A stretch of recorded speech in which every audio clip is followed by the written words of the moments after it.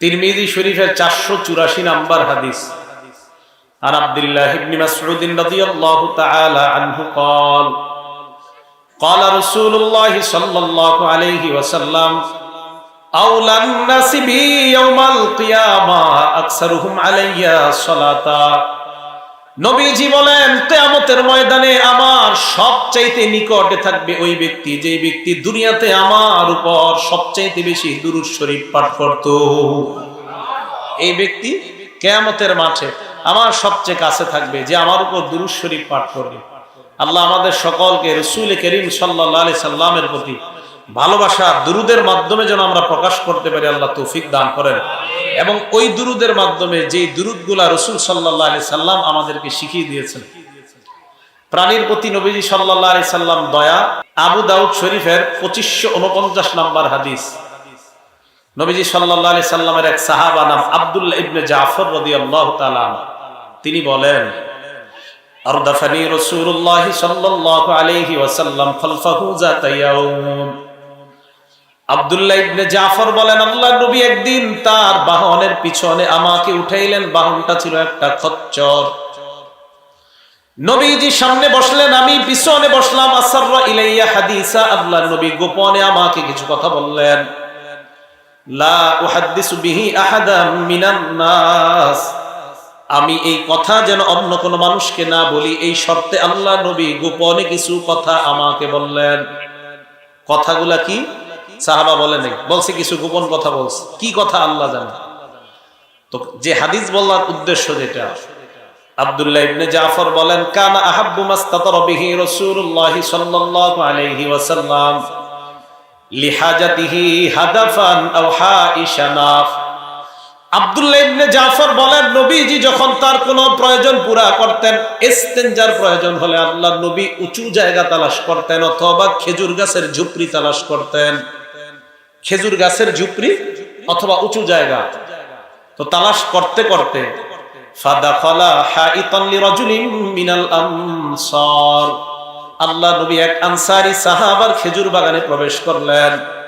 খেজুর বাগানে প্রবেশ করার পর ফাইদা জামাল, হঠাৎ দেখা গেল একটা ওট দাঁড়িয়ে আছে। ফালাম্মা রাআন নবিয়্য সাল্লাল্লাহু আলাইহি ওয়াসাল্লাম, ওট যখন আল্লাহর নবীকে দেখলো, ওট যখন আল্লাহর নবীকে দেখলো, নবী ওটকে না, ওট যখন নবীকে দেখলো, হান্না হাত্তা জারাফাত আইনা, আল্লাহর নবীকে দেখে ওট কান্না করা শুরু করে দেয়। ওটের চোখ দিয়ে পানি পড়া শুরু হয়ে যায়। ওট কাঁদতেছে, ঘটনা কি? ফাতাহুন নবী সাল্লাল্লাহু আলাইহি ওয়াসাল্লাম, আল্লাহর নবী ওটের কাছে আসলেন। আসার পর মাসাহা জিফরা, ওটের এই জায়গায় আল্লাহর নবী হাত রেখে আদর করে দিলেন। নবীজি যখন আদর করলেন, হাত্তা সাকাতা, সাথে সাথে ওটের চোখের পানি বন্ধ হয়ে যায়। নবীজি আসলেন, আসার পর ওট নবীজিকে দেখা কান্না শুরু করছে। নবীজি ওটের কাছে আইসা এইভাবে মুছে দিলেন, আদর করে দিলেন, চোখের পানি বন্ধ। এখন ঘটনা কি? ওট কেন কাঁদল? নবীজি বললেন, মান রব্বু হাযাল জামাল আও লিমান হাযাল জামাল, এই ওটের মালিককে অথবা এই ওটটা কার, ওই ব্যক্তিকে আমি দেখতে চাই। যা আফাতাম মিনাল আনসার, এক আনসারী যুবক আল্লাহর নবীর সামনে আসলো। আসার পর বললেন, ইয়া রাসূলুল্লাহ হাযাল জামালুলি, এই ওটটা আমার। নবী বললেন, আফালা তাত্তাকিল্লাহ ফি হাযিহিল বাহিমাতিল্লাতী মাল্লাকাকাল্লাহু ইয়্যাহা, তুমি কি এই ওটের ব্যাপারে, এই বোবা প্রাণীর ব্যাপারে আল্লাহকে ভয় করো না, যে আল্লাহ তোমাকে এই বোবা প্রাণীর মালিক বানিয়েছেন? সাহাবা কিছুই বুঝতেছে না, হুজুর আমি কি করলাম? নবীজি বললেন, তুমি আল্লাহরে ভয় করো না, এই বোবা প্রাণীর মালিক আল্লাহ তোমাকে বানিয়েছে, এই আল্লাহকে ভয় করো না। উনি কয়, হুজুর আমি বুঝতেছি না। নবীজি বললেন, আমি একটু আগে যখন বাগানে প্রবেশ করলাম, ইন্নাহু শাকা ইলাইয়া, ওট আমার কাছে তোমার ব্যাপারে অভিযোগ করেছে, আন্নাকা তুজিউহু ওয়া তুযইবুহু, তুমি নাকি তাকে খাওয়াও না, না খাওয়িয়ে তাকে কষ্ট দাও। এই জন্য ওট আমি রহমতের নবীর কাছে অভিযোগ দিয়ে দেয়। ওট বুঝছে যে রহমতের নবী, ওনার কাছে অভিযোগ দিলে কিভাবে, কোন ভাষা আল্লাহ জানে, নবীজি জানে, ওট জানে, আমরা জানি না কি ভাষাটা ছিল। বাকি নবীজি বললেন, ওট আমার কাছে অভিযোগ করেছে, তুমি নাকি তাকে খাওয়াও না, না খাওয়ায় কষ্ট দাও, আল্লাহকে ভয় করো। কি বোঝা গেল? ওট হাইওয়ান জানোয়ারের প্রতি আমাদের নবী কি পরিমাণ দয়া রহমত, তাই এই নবীজি সাল্লাল্লাহু আলাইহি সাল্লামের উপর আমাদের বেশি মহব্বত প্রকাশ করা দরকার। আর এই যুগে আমরা কিভাবে মহব্বত প্রকাশ করব? যত বেশি নবীর উপর দুরূদ পড়া যায়। রাসূল করিম সাল্লাল্লাহু আলাইহি সাল্লামের সাহাবা উবাই ইবনে কাব রাদিয়াল্লাহু তাআলা আন, তিনি বলেন, তিরমিজি শরীফের 2457 নম্বর হাদিস, 2457, রাতের 3 ভাগের 2 ভাগ চলে যাওয়ার পর, ইজা জাহাবা সুলুসাইল লাইল, রাতের 3 ভাগের 2 ভাগ যখন চলে যাইত, কামা রাসূলুল্লাহ, আল্লাহর নবী ঘুম থেকে জাগ্রত হইতেন। ঘুম থেকে জাগ্রত হওয়ার পর নবী বলতেন, ইয়া আইয়ুহান নাস উযকুরুল্লাহ উযকুরুল্লাহ, হে মানুষ তোমরা আল্লাহকে স্মরণ করো, তোমরা আল্লাহকে স্মরণ করো। নবীজি বলতেন, জাআতির রাজিফা, ইসরাফিলের প্রথম সিঙ্গার ফু আইসা গেছে।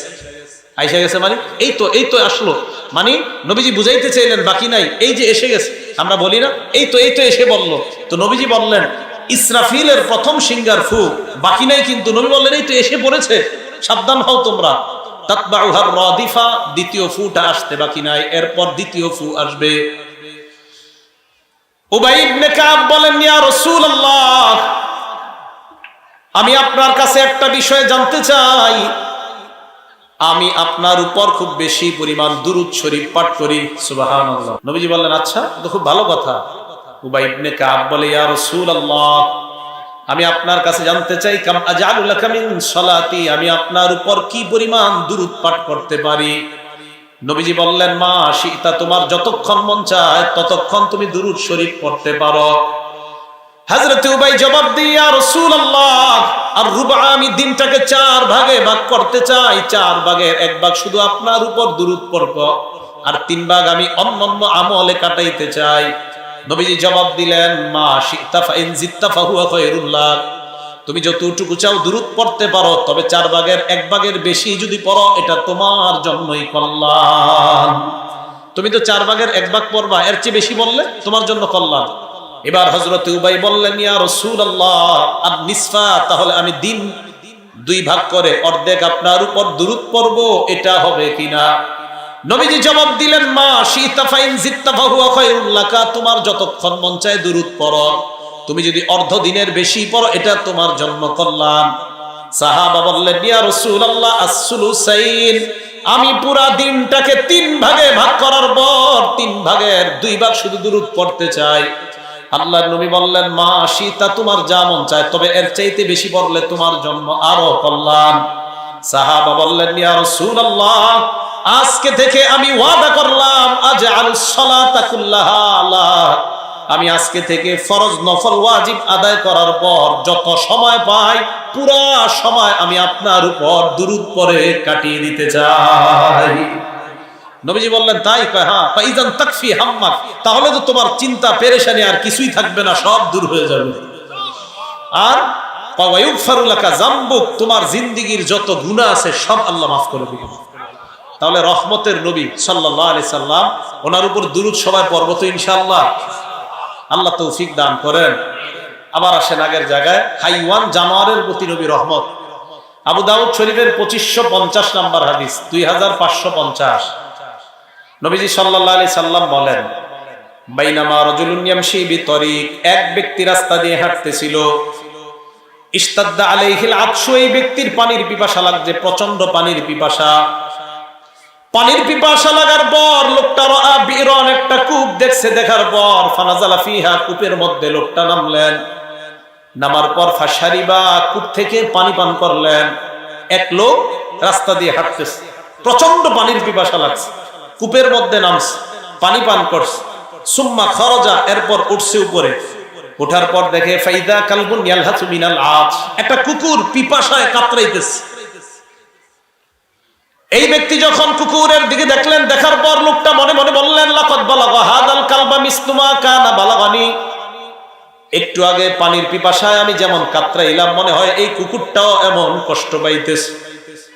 লোকটা কূপের মধ্যে নামলেন, নামার পর মালা খুফাইহি, লোকটা মৌজার মধ্যে পানি ভরলেন। ভরার পর ফামসাকাহু বিফিহি, মুখ দিয়া মৌজাটা ধরছে, মুখ দিয়ে উঠছে উপরে, উঠার পর সাকল কালবা কুকুরকে পানি পান করাইছে। নবীজি বলেন শাকারাল্লাহু লাহ ওয়া গফারা লাহ, আল্লাহ তার প্রতি খুশি হয়ে তার আগের সব গুনাহ মাফ করে দিয়েছে। এই হাদিস শোনার পর সাহাবায়ে কেরাম বললেন ইয়া রাসূলুল্লাহ ইন্না লানা লা আজরান ফিল বাহাইম, হাইওয়ান জানোয়ারের সেবা করলেও কি আমাদের সওয়াব হয়? নবীজি জবাব দিলেন ফি কুল্লি জাতি কাবিদিন রাতবাতিন আজরুন, যত জীবিত প্রাণী আছে সমস্ত প্রাণীদের সেবা করলেই আল্লাহ সওয়াব দিয়ে দেয়। জীবিত যত প্রাণী সমস্ত প্রাণীদের সেবা করলেই আল্লাহ সওয়াব দিয়ে দেয়। এখন আমাদের এত পোড়া কপাল, আমাদের বিশেষ করে বাংলাদেশের অনেক মানুষ মাজারে যায়, যাওয়ার পর মাজারের মরা লোকটাকে 10,000 টাকা দান করে। মাজারের সামনে একজন দাঁড়ায় ভিক্ষা চায় 10 টাকা, এরে দেয় না। জিন্দা লোক 10 টাকা চায়, দেয় না। মরা লোকরে 10,000 টাকা দেয়, ঠিক না? তাহলে এটা কেমন কথা? রাসূল করিম সাল্লাল্লাহু আলাইহি সাল্লাম বললেন জীবিত যত প্রাণী আছে এই প্রাণীদের সেবা করার মধ্যেই সওয়াব। অথচ আপনি মাজারে গেলেন, একটা মরা মানুষকে আপনি 10,000 টাকা দিলেন, একটা জীবিত মানুষ আপনার কাছে 10 টাকা চাইতেছে, আপনি দিচ্ছেন না। এটা আসলে আমাদের আকল এত কইমা গেছে দিন দিন, যে যার কারণে আমরা এই আকল খাটাইতেছি না যে একটা মরা ব্যক্তির কাছে আমি 10, 20, 1,000 টাকা, 1 লাখ টাকা দিয়ে দিচ্ছি, একটা জিন্দা মানুষ 10 টাকা চাইলো আমি দেই না। অথচ নবী বললেন জীবিত যেই কোনো প্রাণীর সেবা করলেই আল্লাহ সওয়াব দান করেন। কথা বুঝে আসছে সবার? তাহলে যেই রাসূল করিম সাল্লাল্লাহু আলাইহি সাল্লাম প্রাণীদের ব্যাপারে এত দয়া দেখালেন, এই নবী মানুষের প্রতি কতটা দয়াশীল। আল্লাহ আমাদের সকলকে এই রহমতের নবীকে বেশি মহব্বত করার তৌফিক দান করেন। তো রাসূল করিম সাল্লাল্লাহু আলাইহি সাল্লামের মহব্বত কিভাবে প্রকাশ পাবে? আমরা যারা বেশি দুরূদ শরীফ পাঠ করব। আবু দাউদ শরীফ হাদিস নাম্বার 2041 এবং 2042 নাম্বার হাদিস। 2041 নাম্বার হাদিসে রাসূল করিম সাল্লাল্লাহু আলাইহি সাল্লাম ইরশাদ করেন মা মিন আহাদিন ইউসাল্লিমু আলাইয়া, তোমাদের কেউ যদি একবার আমাকে সালাম দিয়ে দাও, বাংলাদেশ থেকে একবার আমাকে সালাম দিলাম, দোহার নবাবগঞ্জ থেকে একবার আমাকে সালাম দিয়ে দাও, আল্লাহর নবী বলেন ইল্লা রাদ্দাল্লাহু আলাইয়া রূহি হাত্তা আরুদ্দা আলাইহিস সালাম, সাথে সাথে আল্লাহ আমার রূহটাকে এমন ভাবে ব্যবস্থা করে দেয় তোমার সালামের জবাব আমি নবী দিয়ে দেই। দেখেন সালাম দেই, নবীজি সাল্লাল্লাহু আলাইহি সাল্লাম আমাদের সালামের জবাব দিয়ে দেয়। এবার দেখেন আবু দাউদ শরীফের 2042 নম্বর হাদিসে নবীজি সাল্লাল্লাহু আলাইহি সাল্লাম বলেন লা তাজআলু বুয়ুতাকুম কুবুরা, তোমরা তোমাদের ঘরগুলাকে কবরস্থান বানাইবা না। ঘর কবরস্থান কিভাবে হয় জানেন? নামাজ না পড়লে। পুরুষ তো মসজিদে নামাজ পড়ে, মা বোনরা যদি ঘরে নামাজ না পড়ে, কেউ যদি ঘরে নামাজ না পড়ে তো ওই ঘর কবরস্থান হয়ে যায়, কারণ কবরস্থানে নামাজ পড়ে না। তাই নবীজি বললেন লা তাজআলু বুয়ুতাকুম কুবুরা, তোমরা তোমাদের ঘরগুলোকে কবরস্থান বানাও না। এরপরে কি করে দেখেন ওয়ালা তাজআলু কবরি ঈদা, তোমরা আমার কবরকে উৎসবের স্থানে পরিণত করবা না। এই কথাটা স্বর্ণাক্ষরে লিখে রাখার মতো। আল্লাহ নবী বললেন আমার কবরকে তোমরা উৎসবের স্থানে পরিণত করবা না। উৎসব দ্বারা কি উদ্দেশ্য? মেলা ইত্যাদি বসাইবা না। শাহজালাল রহমতুল্লাহি আলাইহি ওনার কবর আপনি জিয়ারত করতে যান, অনেক ভালো কথা, কিন্তু ওনার কবরের সামনে নারী পুরুষের নাচানাচি, এটার নাম উৎসব, এটা জায়েজ নাই। বলেন তো আমাদের নবীর চেয়ে বড় মুফতি দুনিয়াতে আর কে আছে? মুহাদ্দিস, বড় আলেম, বড় শাইখুল হাদিস, আল্লাহর পরে যিনি শ্রেষ্ঠ বাস রাসূল আকরাম সাল্লাল্লাহু আলাইহি সাল্লাম, উনি বললেন আমার কবরকে তোমরা উৎসবের স্থানে পরিণত করবা না।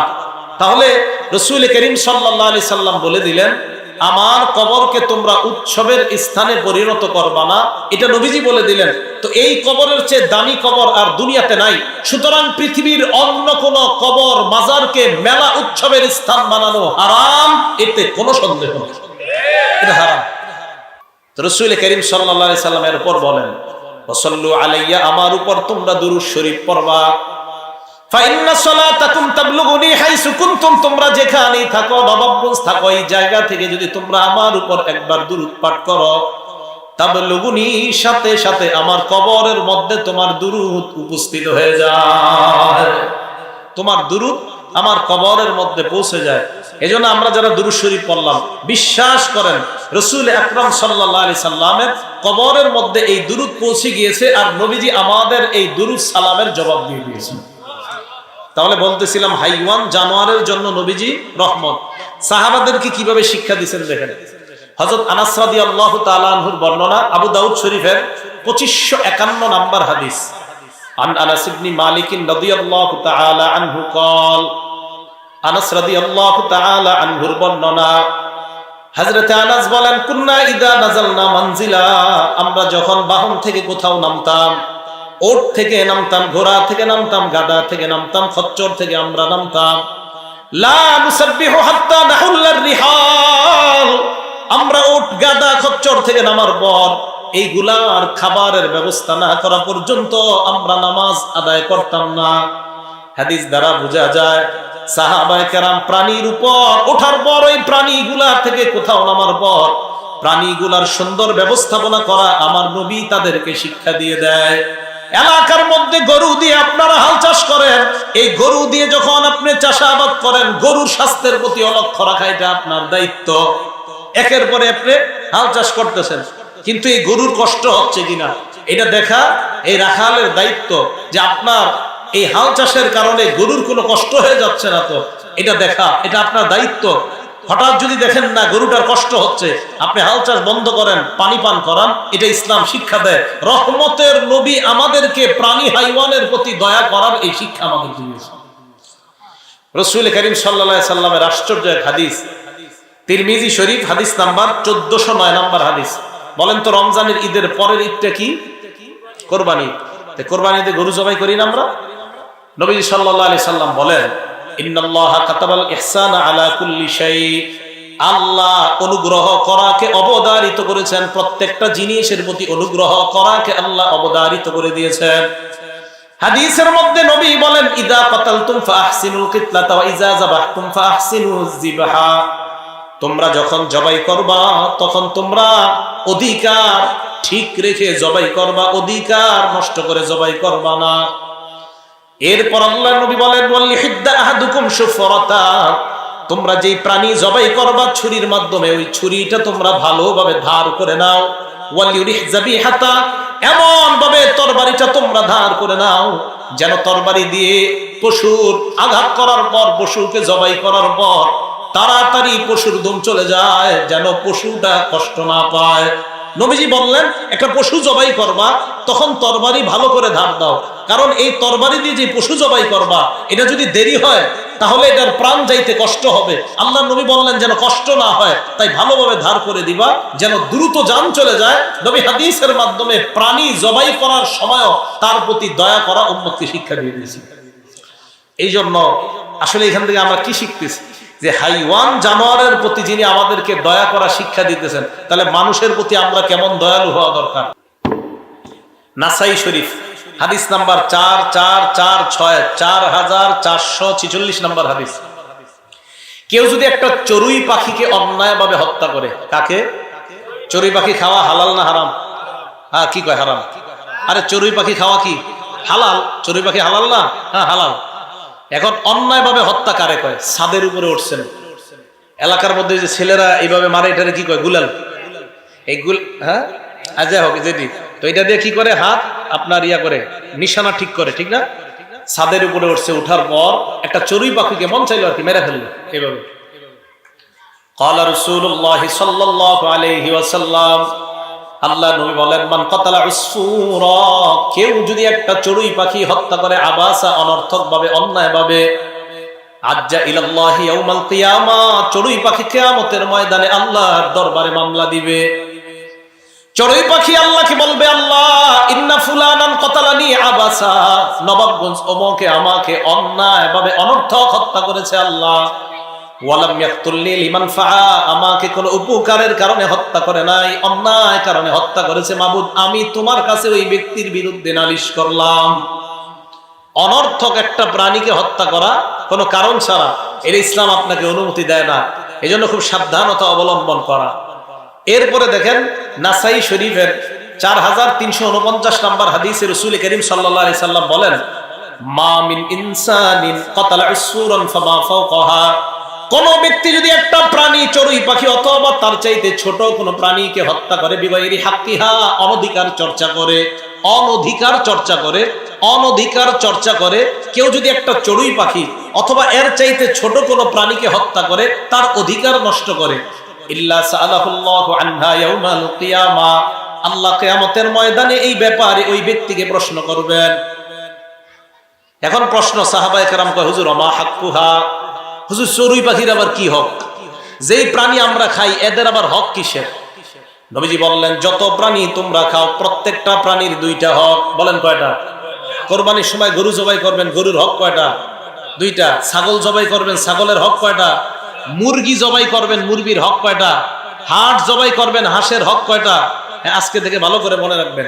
এক নাম্বার, ইয়াজবাহুহা ফায়াকুলুহা, আল্লাহর নামে জবাই করে ওই প্রাণী খাওয়া, এটা হলো এক নাম্বার অধিকার। কার নামে জবাই করে খাওয়া? হাদিস দ্বারা বোঝা যায় আল্লাহ ছাড়া অন্য কারো নামে জবাই করলে ওই প্রাণী খাওয়া, এটা প্রাণীর অধিকার নষ্ট করা, শিরিক একদিক দিয়ে, আরেক দিক দিয়ে প্রাণীর অধিকার নষ্ট করা। লিখে রাখবেন, আমার নবীর নামে যদি কেউ প্রাণী জবাই করে আর খিচুড়ি বন্টন করে, খাজা মঈনুদ্দিন চিশতির নামেও যদি প্রাণী জবাই করে আর খিচুড়ি বন্টন করে আপনাদেরকে খাওয়ায়, শিরিক যুক্ত খাবার খাইলেন। শুধু তাই নয়, এই পশুর অধিকার নষ্ট করার কারণে কিয়ামতের ময়দানে আল্লাহর সামনে দাঁড়ানোর জন্য প্রস্তুত হয়ে যান। আল্লাহ প্রশ্ন করবে। এক নাম্বার, আল্লাহর নাম ছাড়া যেই প্রাণী জবাই করা হয়, এই প্রাণী যারা যারা খাবেন তারা আল্লাহর সামনে দাঁড়ানোর জন্য তৈরি হয়ে যান। এটা প্রাণীর অধিকার নষ্ট, আরেক দিক দিয়ে শিরিক করা। রাসূল করিম সাল্লাল্লাহু আলাইহি সাল্লাম বললেন, এক নাম্বার, প্রাণী জবাই করবে আল্লাহর নামে, এই প্রাণী খাওয়া, এটা হলো প্রাণীর এক নাম্বার অধিকার। দুই নাম্বার, ওয়ালা ইয়াকতাউ রাসাহা ফায়ারমি বিহা। দেখেন, দুই নাম্বার অধিকারটা মন দিয়ে শুনেন। প্রাণী জবাই করার সময় একবারে মাথা দেহ থেকে আলাদা করা যাবে না। আপনি জবাই করছেন ইচ্ছাকৃতভাবে, মুরগি জবাই করলেন, মাথা আলাদা করে ফেলছেন ইচ্ছাকৃতভাবে, এটাও প্রাণীর অধিকার নষ্ট করা। আপনি গরু জবাই করার সময় একটা হলো ভুলে পুরো একদম মাথা কেটে ফেলছেন, গলা থেকে আলাদা করে ফেলছেন, এটা তো অন্য, ভুলে করছেন সমস্যা নেই।